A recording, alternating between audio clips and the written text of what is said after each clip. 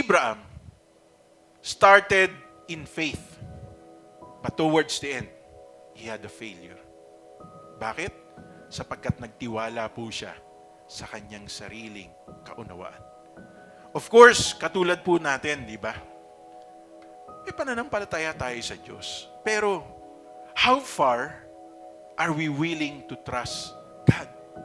How far are we willing to believe God to supernaturally provide for all our needs? How far? Hanggang saan?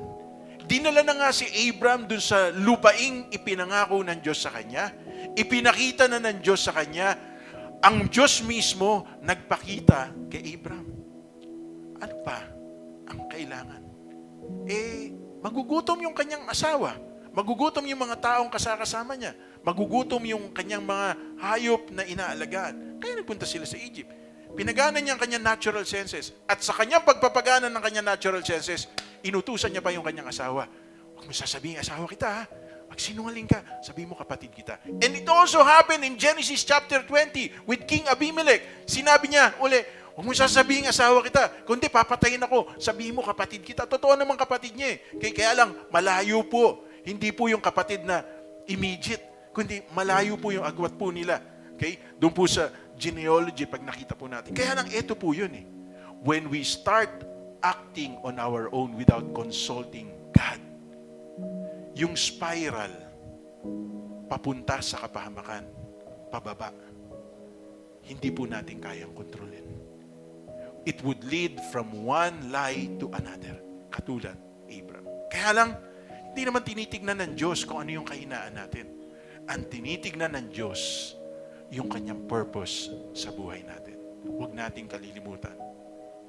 God's call is by election. Lahat tayo na tinawag na ng Panginoon. Lahat tayo na nakakilala na sa Panginoon.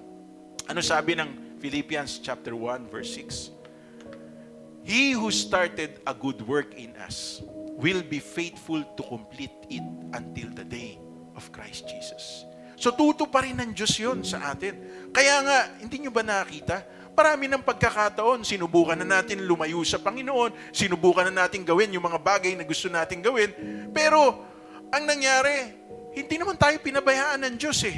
Kaya nga dito, makikita po natin sa Joshua chapter 24 verses 2 to 3. Sinabi niya, ito ang ipinapasabi sa inyo ni Yahweh, ang Diyos ng Israel. Noong una, ang inyong mga ninuno ay nanirahan sa kabila ng ilog Euphrates. Isa sa mga ito si Tera na ama ni Abraham at ni Nahor. Sumamba sila sa mga Diyos-Diyosan. Tinawag ko si Abraham, buhat sa lupain iyon, at dinala ko siya at pinatnubayan sa buong lupain ng Kanaan.